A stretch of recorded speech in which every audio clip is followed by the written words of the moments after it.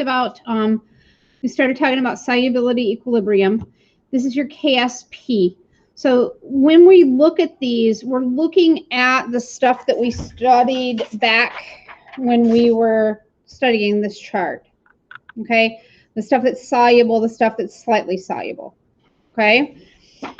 When we look at those, they're forming solids. So when I told you back in the day that we had stuff that was soluble and insoluble here, kind of the way that we determine the solubility is if you can have greater than 3 grams dissolved in 100 mils of water, then we consider it soluble.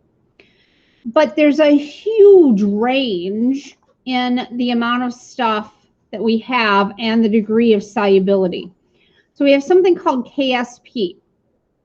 And that what that is how much of this material is going to dissolve when it's placed in water. The smaller the number is, so like this one is 4.6 times 10 to the negative 33. The smaller the number is, the less soluble it is. Mercury sulfide, 10 to the negative 52. So not very soluble. As opposed to, do we have sodium chloride on here? I don't see that. All right, thank you.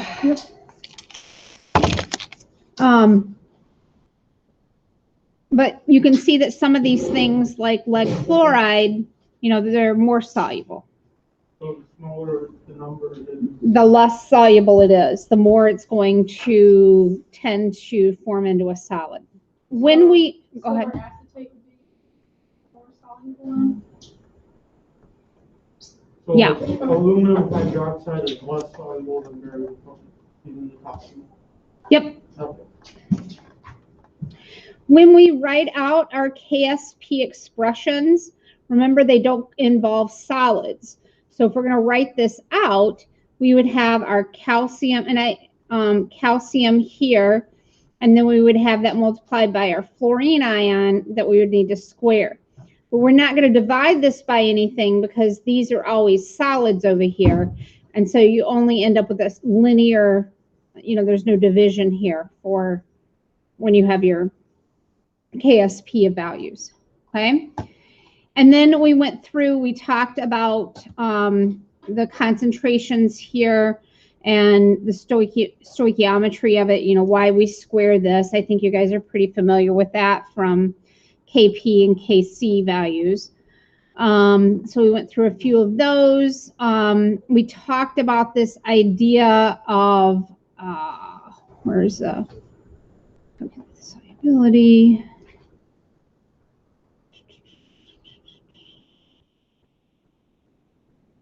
Where was the term that I'm trying to find here?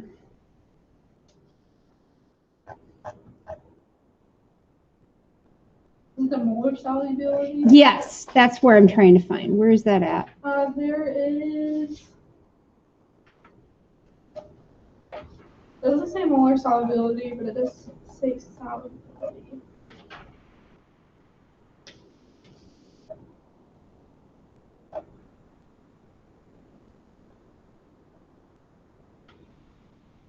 Was like in her notes that she wrote down in the video, it said molar solubility equals X. Yeah. So I think that's what that's what I'm trying to find. Mm-hmm. And then is this, did we talk about, I don't think we got this far. Not that. Common. We stopped at determining precipitate conditions. Here it is. Okay. So when we look at these, we look at our stoichiometry. We talk about our lead chloride and how that dissolves. We have this equation. Calculate the KSP of the lead. We found this is the concentration. So we would have our KSP is going to be equal to this times, where did they get the 3.24? Would that be the CO? Yeah, but I don't see them. Is that up here? It might be up in the chart. Oh, the chart's KSP values.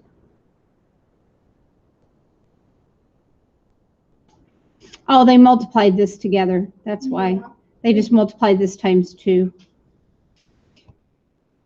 And then, yeah, so then if we're looking at calculating KSP from solubility, we have our solubility here. We're calculating the KSP value. We had copper bromide. Did we do this one together? Yeah. Okay. So then we would just take this value and square it essentially, and that would give us our KSP value.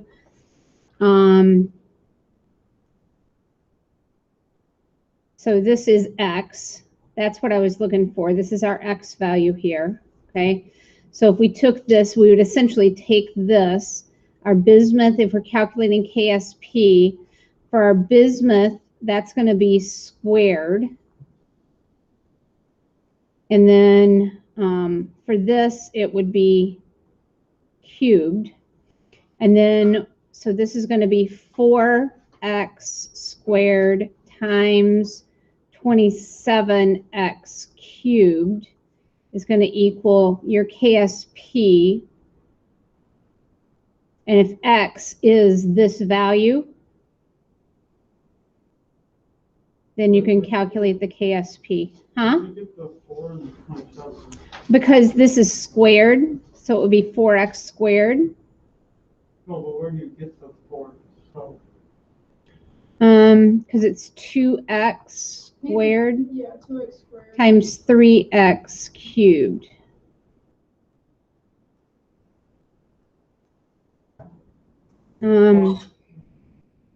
you get the numbers from the exponent itself, though? Or,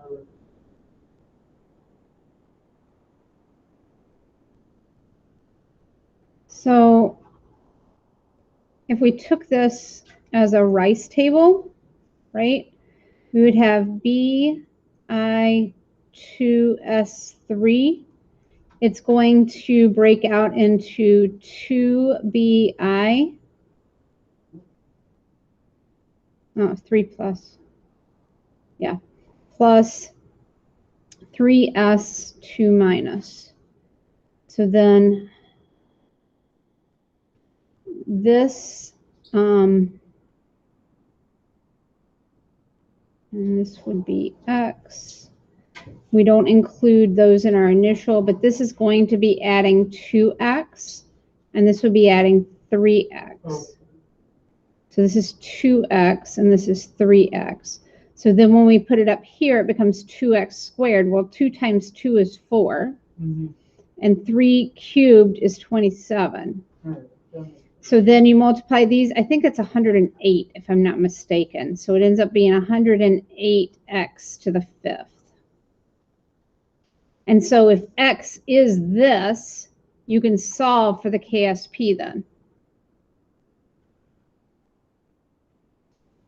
All right, then we can look at estimating our KSP values here. This is exercise 3. So we've got our KSP values here for calcium carbonate is 3.8 times 10 to the negative 9th. We're going to calculate the solubility of calcium carbonate in pure water. They want to know moles per liter and grams per liter.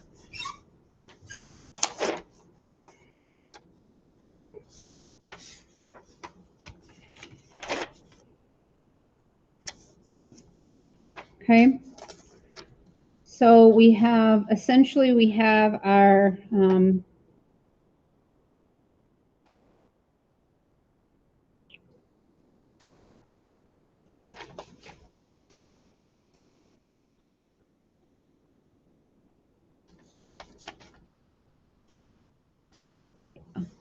this is our, oh, okay, so if we do calcium carbonate, and that's going to give us a calcium and a carbonate.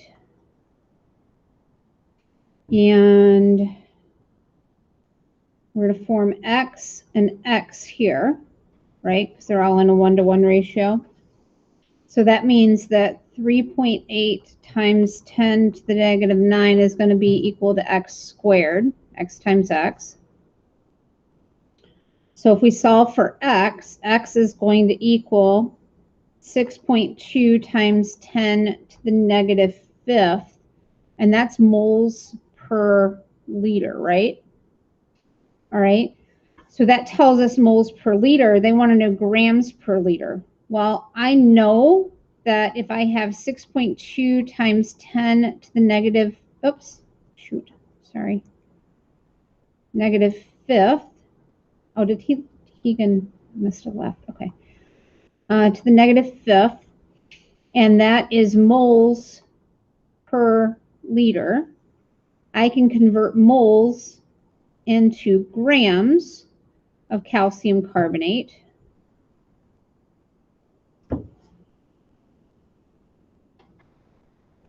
And that would be 100.9 grams. So then if I calculate that out, it becomes 6.2 times 10 to the negative 3 grams per liter. All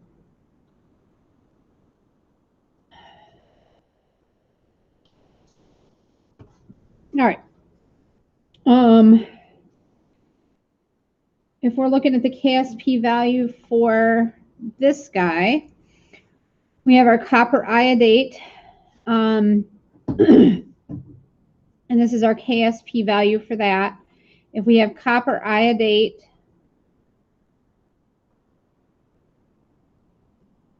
it's going to go into copper 2+ plus the iodate.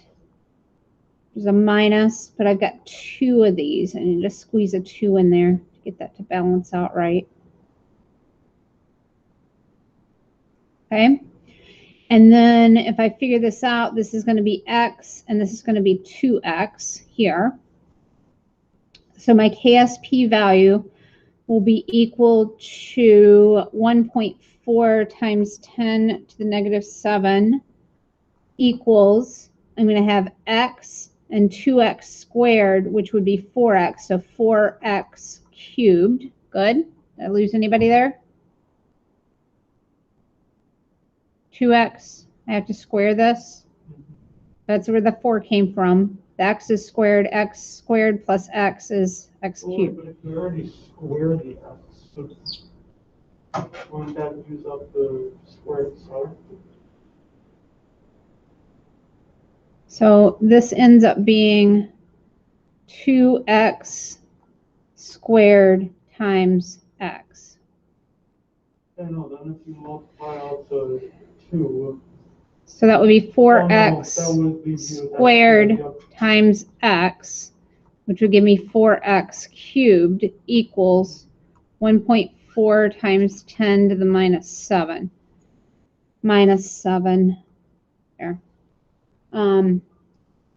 So when I divide that by 4 and take the cube root of that value, I end up with 3.3 times 10 to the negative 3 molar. And that is going to equal my concentration of what?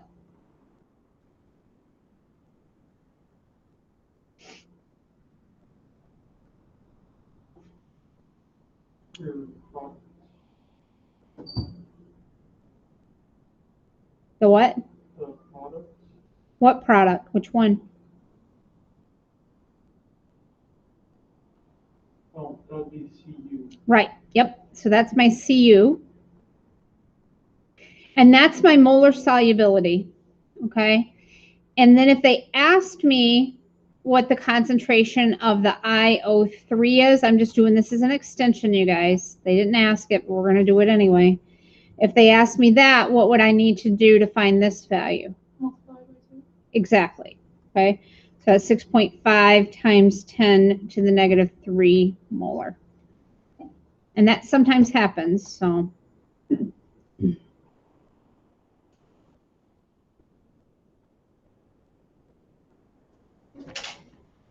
All right.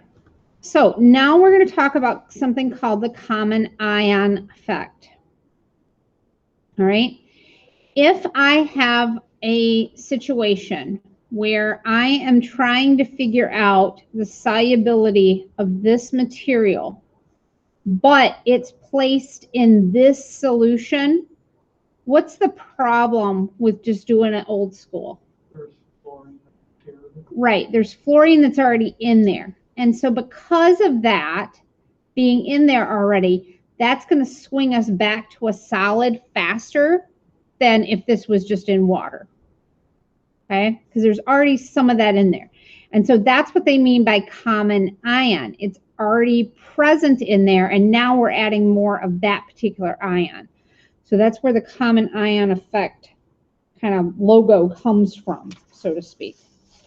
Okay, so if we were to calculate this, we would have CaF2,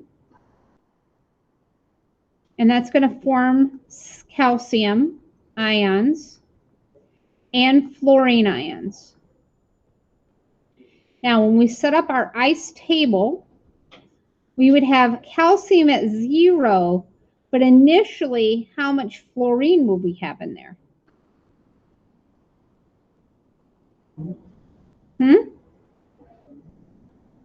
Oh, no.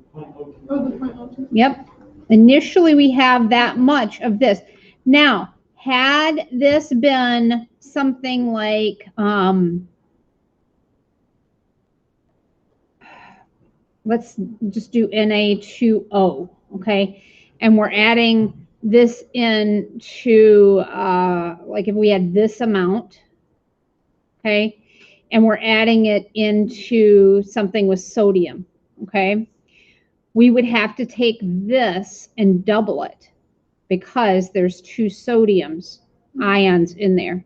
So be careful because that's one of the things that they will commonly pull on you, okay? Does that make sense what I'm saying? So then you'd have to double that amount down here. Now here, this is in a 1-to-1 ratio, so whatever this is gonna, whatever this is, it's gonna be the same as this. So, but just be careful with that because that's one of the things that they pull sometimes on you guys. And then you're like, ah, man, I missed it. Okay, so we're initially starting out with this amount. Then we are going to form, we're going to add in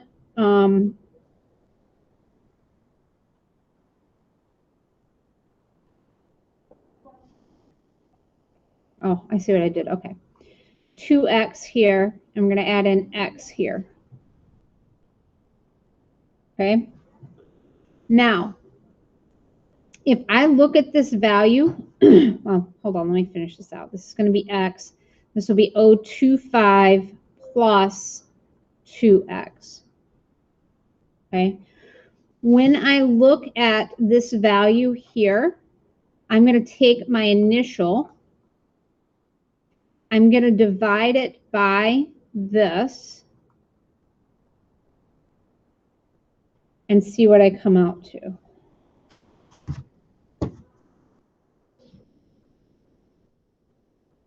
Oops, that's wrong. 0.025 divided by 4, -11.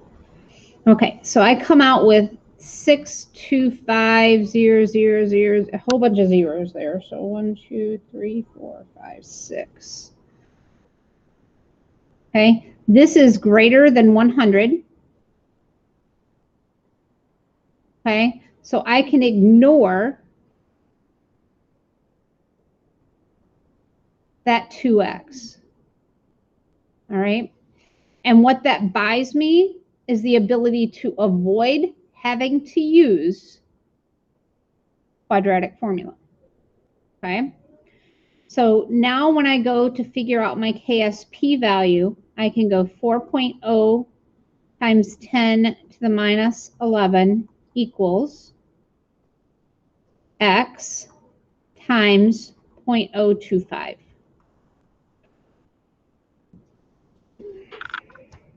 Oh, what else do I got? I forgot that last time too. I got to square this guy. Because remember right here? So I have to square this. All right, so then we solve for x, and x ends up equaling 6.4 times 10 to the negative 8 molar. And that's going to equal our calcium ions. Our fluorine is still going to be this amount because even 2 times this plus that is going to be so small that it's insignificant.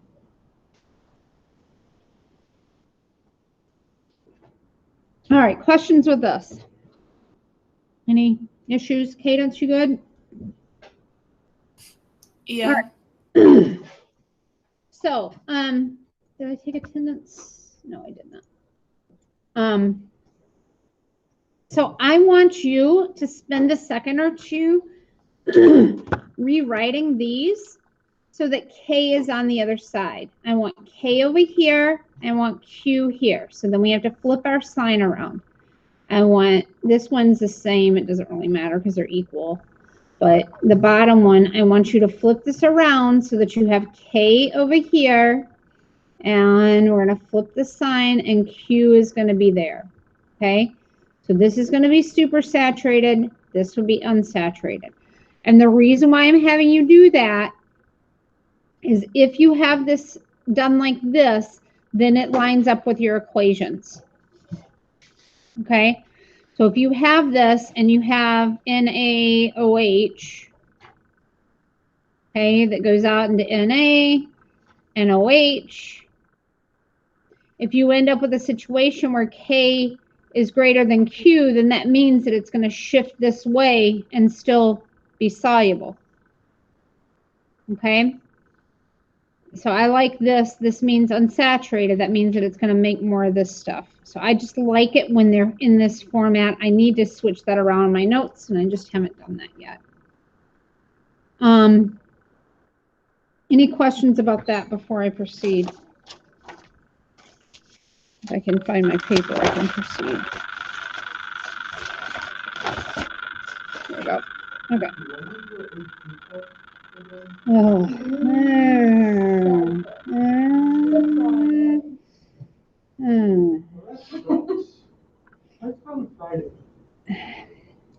I don't even know when it is right now. They're deciding. So yeah. Okay. So there's still, it's still up in the air. I would say May 7th at the earliest, but that's as far as I'm going to go with it. It depends on when they decide that the exam is.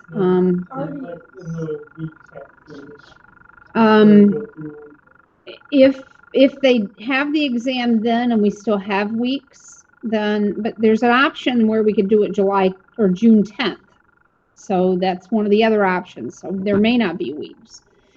And then there's another one that's like the end, towards the end of May. So there would not be that many weeks.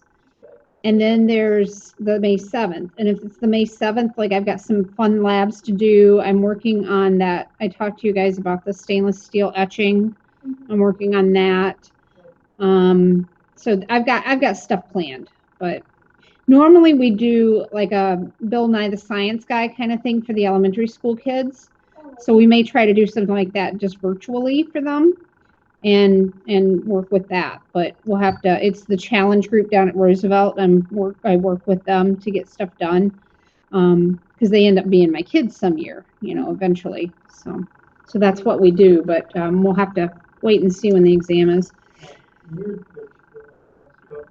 Would we be able to do as like separate groups, finding an experiment online that like we can reasonably do here, and then be able to do an experiment that we find in. Yeah, that's what you do for elementary kids. Yeah, that's exactly what you do.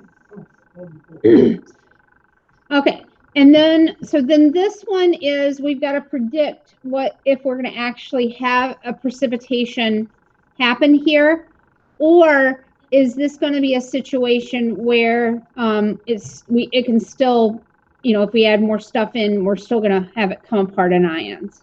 Okay, so are we going to have a precipitate form, or would this be still soluble in the water? All right, this is where it gets fun. So first step, step one. I thought I had steps written out here somewhere for this.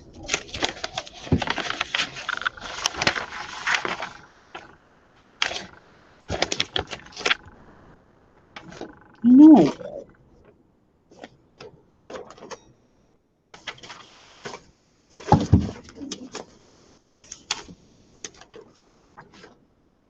Here it is.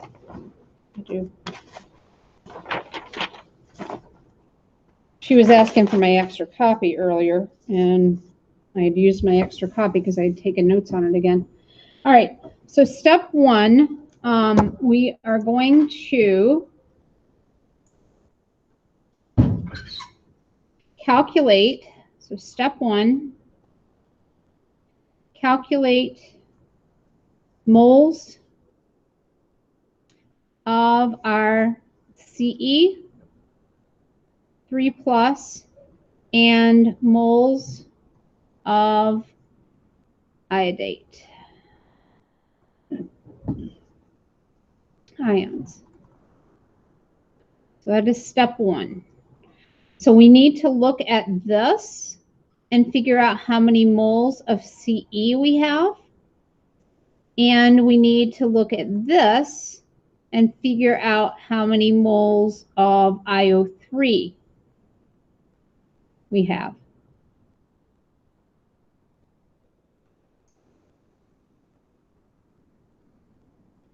Okay, so the way I do that is I take the molarity of this one, so 4.00 times 10 to the negative 3, that's my molarity. Remember that equals moles over liters. This is in milliliters, so I've got to move my decimal point. And that's going to give me moles of CE3+. So that's going to equal 0.003 moles of CE3+. Then I take the molarity of this one.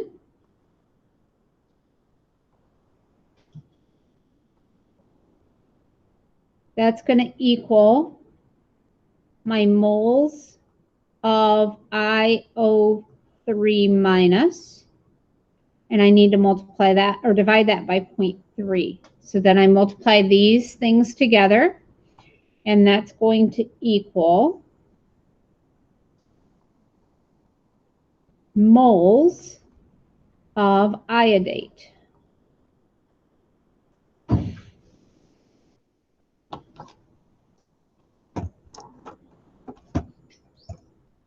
All right, step two. We are going to calculate molarity after mixing.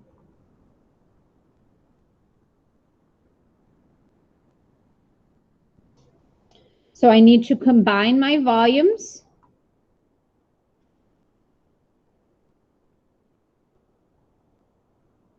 Okay, so that's going to take me, I'm going to take my moles of CE3+, and I'm going to divide that by my combined volume here. Okay, so 750 plus 300 is 1050 milliliters, which would be 1.05 liters. So that equals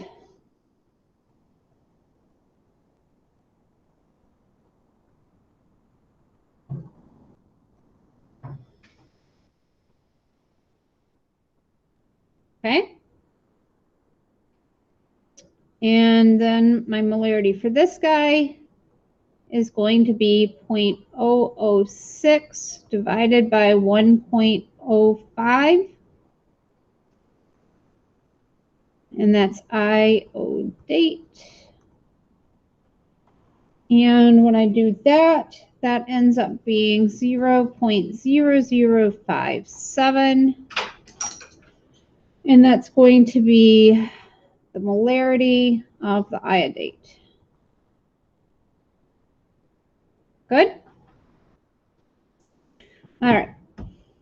So then I can calculate my QSP because I know that, so step 4, 3, calculate QSP. Okay. So then I know that my CeIO3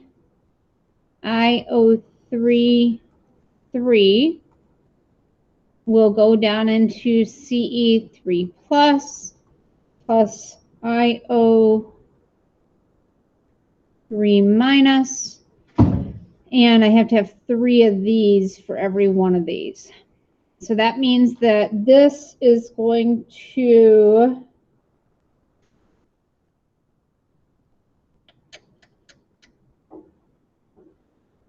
is that right? Yeah.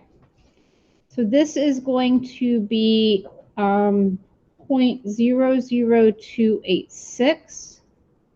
This is going to be 0.0057, but I need to cube that. Okay.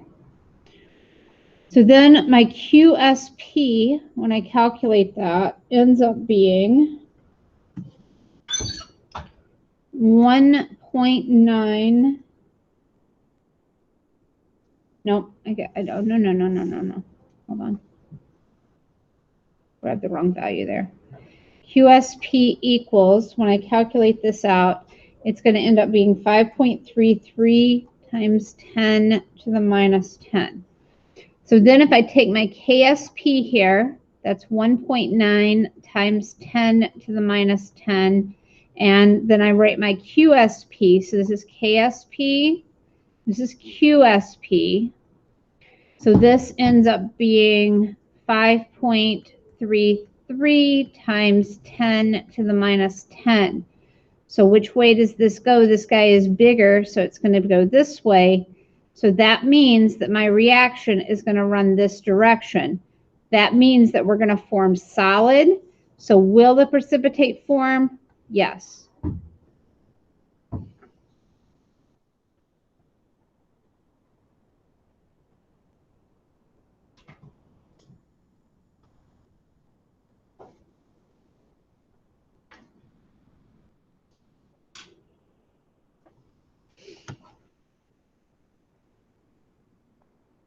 Is that fun? Yes. Do I have a weird sense of fun? So we'll have a whole all the steps, all the writing, all the calculating, just for the one word answer of this. Yes. Yes. Oh. All right, next one. We've got a solution here. We have 150 mils of this molarity. This is our magnesium nitrate. We have 250 mils of sodium fluoride. They want to know the calculation concentration of magnesium and fluorine at equilibrium. This is your KSP.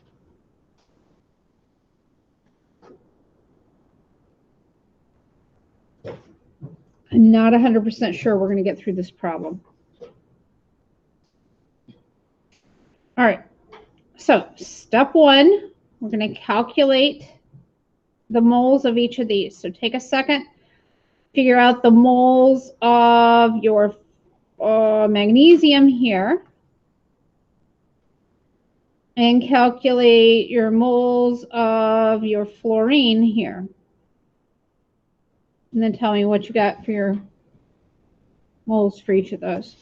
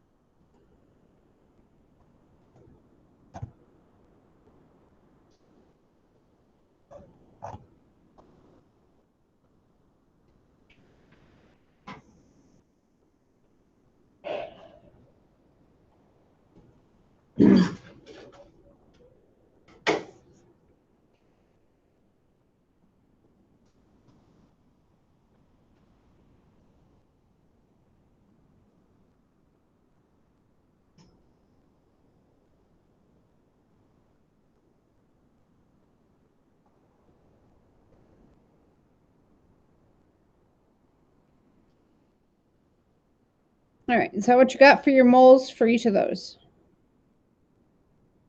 All right.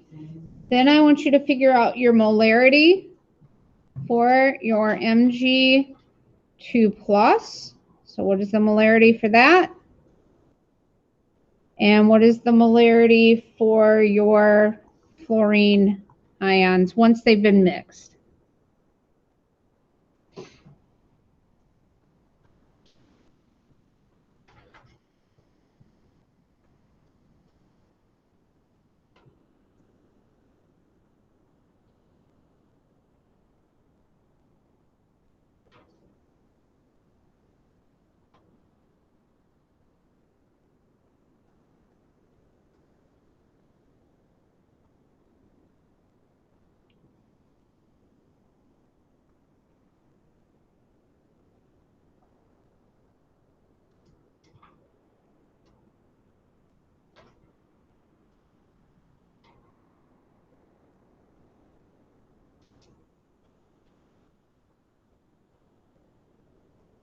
So you should have gotten 0.00375 molar for your magnesium, and for your fluorine, you should have gotten 0.0625 molar for that.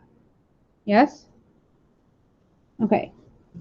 All right. Now we're going to figure out our QSP. You okay, Austin? I just fell behind on the stuff. Oh, okay. So now we're going to figure out our QSP. So we're going to take this value.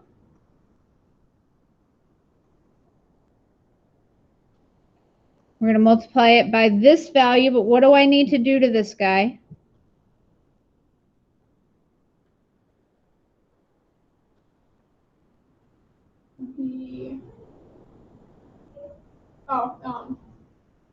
Square root it. No, not square root it. No. Square it.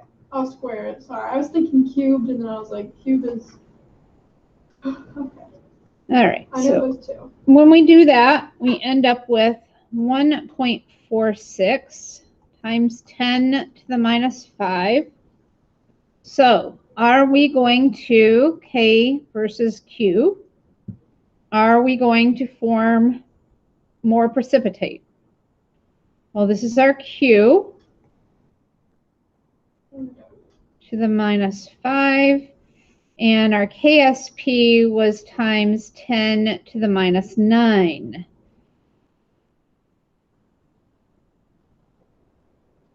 Which one is bigger? DQ. Q. So our reaction is going to run this way. That means that we're going to produce what? Precipitate. Correct. Okay. So we will be producing precipitate, but they want to know at equilibrium. Okay. So what we have to do, we have to figure out.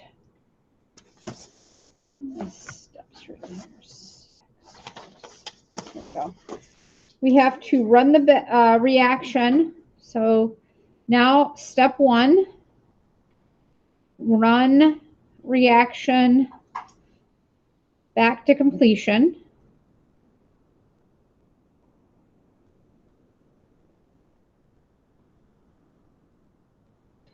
Step 2, determine the limiting reactant. Step 3, calculate the ion in excess.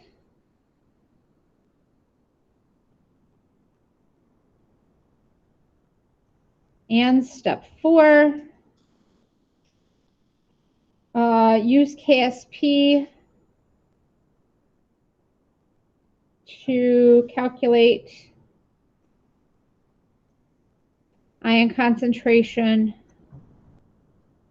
of the limiting reactant.